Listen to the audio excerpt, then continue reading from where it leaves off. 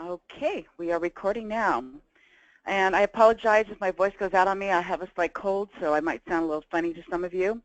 But I'll start by saying hello, everyone, and thanks for being on the call. Today's training call is to go over the enrollment details for Chrome River enrollment. And for those of you who don't know me, I'm Ronnie Ann Warner. I'm a coordinator out of Mike McCary's office. I also want to introduce our brokers on the call, Lee Raz from QSR Insurance Agency and Don Christensen from Warner Pacific. And I want to thank you both also for the opportunity in bringing this account to us. We really appreciate it. And I'm not sure if Mike's on the call yet, but Mike McCary is the DGA. And Dana Moat was unable to be on the call today. She's going to be the point of contact for our call center benefit counselors. And since we are going to be doing passwords, the first password of the meeting will be McCary's. So the first password is McCary's. I'm going to be handing the meeting over to broker Lee Raz. He'll be going over all the core benefits. This is a Colonial-only enrollment. However, we'll be acting as advisors for the employees as well as helping them package their health insurance with the Colonial voluntary benefits. So Lee Raz, I'm going to hand it over to you to talk about the group a little bit and the relationship and the core benefits as well. Ronnie? Yes. Excuse me, I apologize for interrupting. I'm stuck on stupid. Please spell the password. McCary's, like McCary's, Mike McCary. MC. Oh, okay. Yeah. Duh. Okay, thank you, dear. And Ronnie, what's the password for? The password is, I'll be doing 3 passwords throughout the meeting. The benefit counselors are required to take that down. This way we know that they actually listen to the recording prior to allowing them to have access. Understood. Okay, terrific. All right. So before I jump into the core benefit plans offered by this employer, I did want to briefly mention one thing prior. We just recently rolled out an electronic enrollment platform for the employees of Chrome River. And it wouldn't surprise me if when the employees call into the Colonial call center, if they mention Ease Central. And if you hear that, Ease Central is just the online enrollment platform that they're going to be using for the core benefits. And if they do have any technical issues with the Ease Central, you could just direct them back to our office, and we could help them navigate that enrollment website. And then that Ease Central houses all the core benefits, the benefit summaries, the cost to the employees, how to search for providers, and all the other basic information about the health plans. Okay, does that make sense so far? I think we got it, Lee Raz. Yeah. Okay, terrific. All right, so getting into the core benefits. So Chrome River is going to be enrolling with Aetna for a July 1st effective date, and they're going to have a total of 3 plans to choose from. One is an HMO plan, one is a traditional PPO plan, and the third plan option is a high deductible HSA plan. And Ronnie, how do I need to go into detail about the benefits of each plan, or is the benefit summary sufficient to the counselors? I think unless they have any questions, we've already sent out a copy of all the benefit plan descriptions. Terrific. Okay, great. So again, a traditional HMO plan, pretty straightforward, a traditional PPO plan, and an HSA plan. And then, so that's the medical. And then the employer also offers dental plans, and there's one dental HMO plan, and there's actually 2 PPO plans.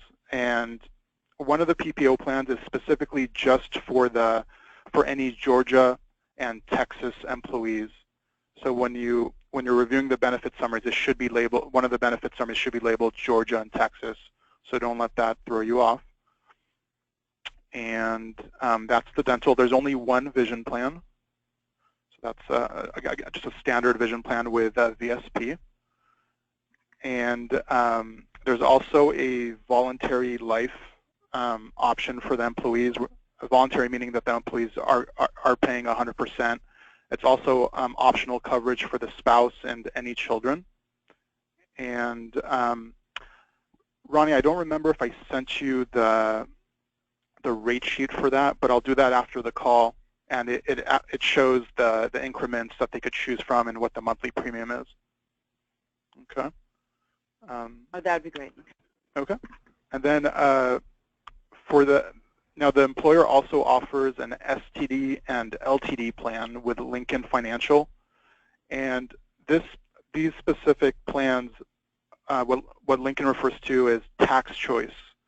So simply put, it means that if the employee chooses to pay the monthly premium themselves, they would receive a tax-free benefit in the event of a disability claim, or they have the option to have the employer pay 100% of the premium, and if that occurs, then in the event of a claim, the employee would have to pay income tax on their disability benefits. So the key thing there is that the STD and LTD plans both require 100% participation among the eligible employees, specifically because if they don't want to pay for it, the employer is going to go ahead and pay for it. We want to strongly stress to the employees, because it's not an expensive benefit, that they should be paying for it to take advantage of the tax-free benefit. And if they're not interested, then they get it for free as a taxable benefit, because the employer will pay the premium. Okay. I have a question on that. Sure. Is it pay on top of the state, or is it integrating with the state here in California? Yeah, so in California, the state, yes, so the answer is yes. The LTD integrates with the state disability. In California, the state disability is only for 1 year. And the LTD plan is going to pay 60%. So in that first year, let's say the state is paying 45%. So in that first year, Lincoln is only paying a 15% benefit to bring it to 60. Yeah, okay. And the waiting, is it a 6-month or a 1-year wait? Or, well, it's not a 1-year wait. It must be a 6-month wait, or? Yeah, let me pull the benefit summary, and the elimination period is on there. Give me 1 second. Keep in mind, Susie, we're not offering disability on this group, but we're just going to help it and explain what they have. Yeah. Yeah, so the STD and the LTD is both with Lincoln, and okay. I have the benefit summary just to quickly answer your question.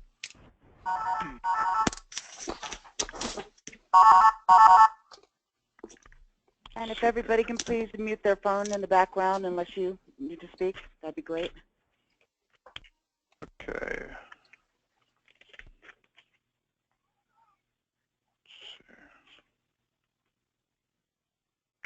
No, for some reason I don't see it in front of me, but okay. Let me check one other place here. Here's the STD. Just, if they ask us for advice of what they should do, at least we'll know, when it starts, and kind of explain it to them and why that yeah. is important.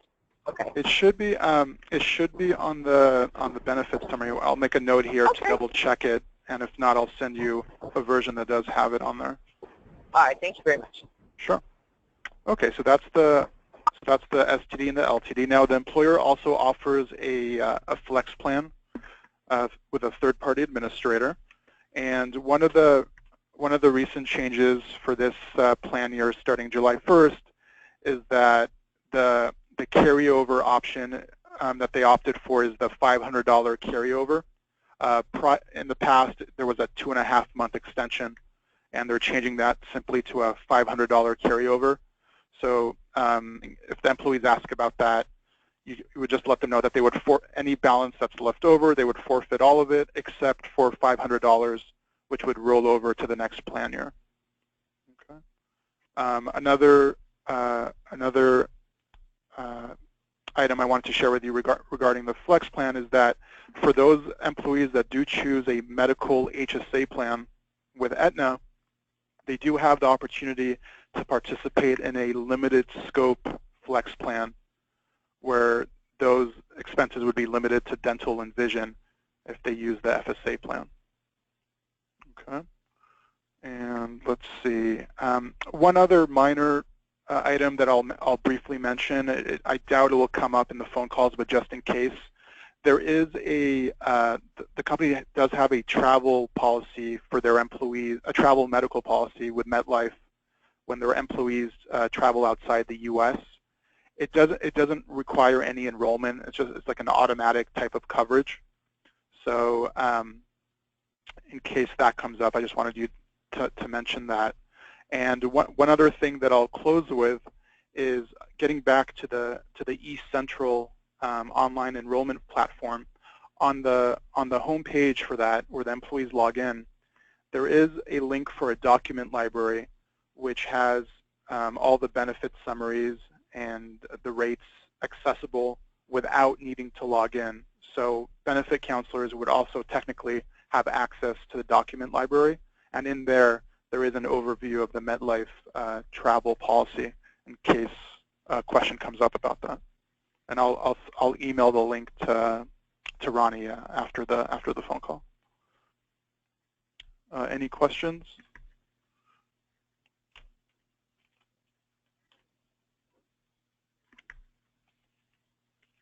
Okay, Ronnie? thank you so much, Liraz. Folks, as far as the Colonial products go, we're offering 3 Colonial programs. It's going to be straightforward. Group products, the site of state is going to be California. However, there are one exception. We have 2 employees in the state of New York, so we're going to get the paperwork. It's just about finished for those 2 employees. We're doing a group medical bridge, plan 2, level 2, $1,000 hospital confinement with an option 1, $1,500 out-of-pocket max for the outpatient surgery, and this will all be in the enrollment guides. Group critical care, plan 1 is going to be full CI benefits, subsequent diagnosis, cancer benefits, $50 health screening, pretty much the premier package on that. We're also going to have the group accident off job only. I know we're used to doing on and off jobs, so please note the group accident is off job only, and we're offering plan 1 and 3. And we are not offering the health screening rider because in California we'd have to also do the sickness hospital confinement rider, and so we decided to leave that off. So that's going to be off as well. We also have a POPS offer on the table with 75% attendance. What Mike was able to get with the home office, they're doing the webinar next week, and as long as we get 75% participation attendance on that webinar, we'll get GI and we'll also get the InfoArmor. Because the way we're going to do this is on the webinar, the system Mike's using is going to be able to capture their first and last name and their email addresses. We are going to use that to submit to Colonial and InfoArmor for those policies. So there's not going to be any need for you to enroll InfoArmor on Harmony, so it won't be on Harmony. Also at this time, I'm going to do our second password. It's district, so the second password is district. And since I know Mike has now joined us on the call, Mike, I didn't know if you wanted to discuss the webinar a little bit. Yeah, thanks. And I'm sorry I was 4 or 5 minutes late. I had a previous webinar that ran a little bit long, and it would have been a little awkward for me to say, sorry guys, I got to go. And I knew Ronnie was doing everything here and getting it set up, so you were in good hands. So the webinar is going to work like this. We have 75% POPs, which stands for percentage of people seen, in order to be able to have Colonial provide InfoArmor for free, and also that satisfies the requirements on the 2x4 offers for guaranteed issue on the products that we're offering. So the question was, with a group that needs to have a call center environment to capture everybody and get this education in place when so many of them are on the outside, how can we do this? The employer asked the broker, and Isaac in turn asked us, is there any way we can count the number of people who attend the group meeting as an attendee and satisfy 75% POPs? What this keeps us from having to do is to have, if you figure 2/3 of the people, 120 people calling, and they're not interested in Colonial benefits, but they're calling simply to log in and log out. Some might learn a little bit more about Colonial if they ask some questions. That happens. But we wanted to keep the client happy and respond to their direct, specific requests. I checked with Western Regional risk managers, and they said yes, that we could do it that way. And the reason that we could do it that way is because there's an attendee list that is provided to me at the conclusion of the webinar. And so we will, oh, and also as people, if there's people who do not attend the webinar, but then later log in to see it at home that evening or the next day, whatever, the GoToWebinar system provides for that email address of the viewer to be listed on the attendee list and the date and time that they attended as well. It also shows if they stayed logged in for 1 minute and left, or did they stay for the duration of the group meeting. So we'll have an attendee list, and we'll be able to satisfy the 75% POPs requirement by using the attendee list. If I do see people that logged in and logged out, I'm not going to count them. In other words, they were there for a minute just so they could log in and log out. That's not education. We need to be fair to Colonial while we're also fair to the client. So that's what we're doing. Sorry for the long explanation, but I knew that if I didn't do the longer version, many of you would have questions, and so why not take care of it on the front end? Thanks. Okay, regarding the on-site enrollments, we're only going to have one benefit counselor. That's going to be Susie Stokes. The reason is the corporate office is limited on space, and for privacy issues, they've requested that we only have one benefit counselor on site. Susie's going to be there after the webinar. The webinar is at noon on the 14th next week, and she'll probably be starting the one-on-one enrollments following that around 1 p.m. Wouldn't be there before that because since we pushed back the date, she had a future commitment in the morning, but Susie should be there by 1 p.m. to start those one-on-one enrollments and return the following day if that works well with the group. As far as the call center goes, we do have a dedicated line for Chrome River. I'll make sure that all the call center benefit counselors get that phone number. The enrollment dates are going to be from 6/14 through 6/24, and that's pretty firm. It must be completed by the 24th. One, because that was requested by the broker, but two, they have a very short turnaround date. We have a 7/1 first deduction date, and we want to make sure that all the business is transmitted by the 24th so I can take care of those returns as well. And Dana is not on the call today, but Dana Moat will be kind of your go-to point person for the call center benefit counselors. So any information that I need to get out, I will forward to Dana, and she'll make sure that you guys are taken care of. Also at this time, I want to see if Mike or Don, I know Don Christensen's online, if either one have anything to add, and if not, we can open just any questions and answers like Q&As.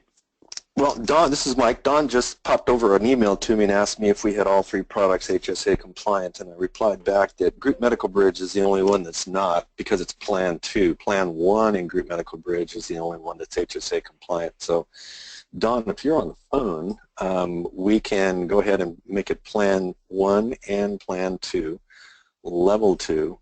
So it's the same hospital confinement benefit to the employee.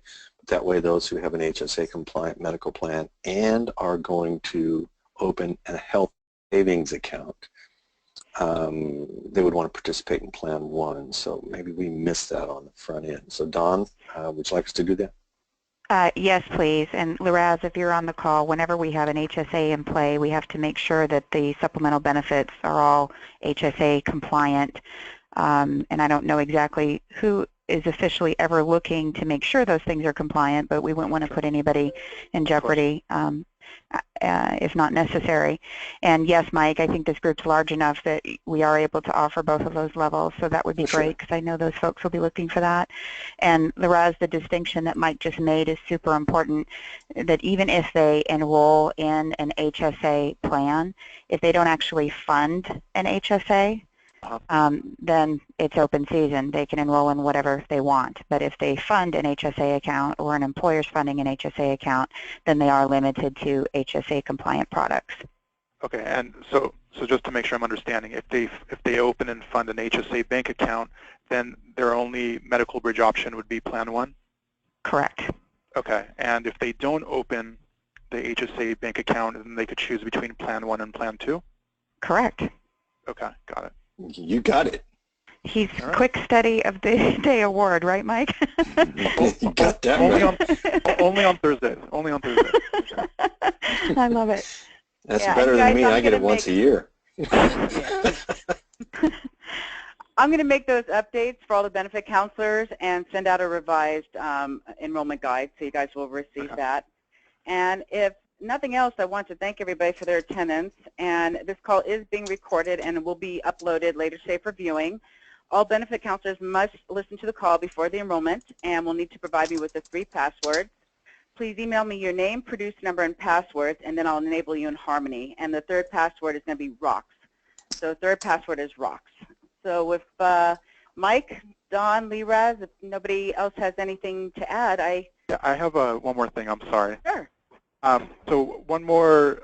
This is regarding the Humana, the voluntary life that the employer currently offers. So the way the plan stands as of now is that the voluntary life has a guarantee issue amount up to $100,000 for the employee coverage, and that guarantee issue is only available at the employee's initial enrollment. So in other words, when they're a new hire, that's when the guarantee issue is available.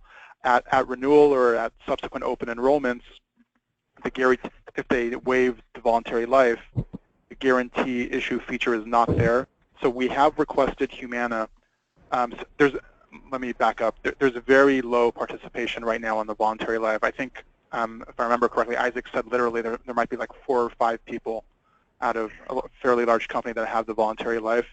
So he went to Humana and said, given that the penetration is so low, can we have an exception and offer guarantee issue again? So we're just waiting. We're just waiting to hear back from Humana, and I'll share that with Ronnie and Dana as soon as we hear back. So when the employees call in, you might want to just let them know that that's something that they want to take advantage of, because if they don't do it now, they might lose the guarantee issue for forever. Not to be dramatic. Yeah. Okay. And I'll make sure to add that Liraz to the guidelines as well. Okay, terrific. Ronnie, I have a question. Susie. Go ahead, Susie. I didn't understand your last password. Can you just spell it? ROCKS, R-O-C-K-S. Oh, got it. Okay, thanks.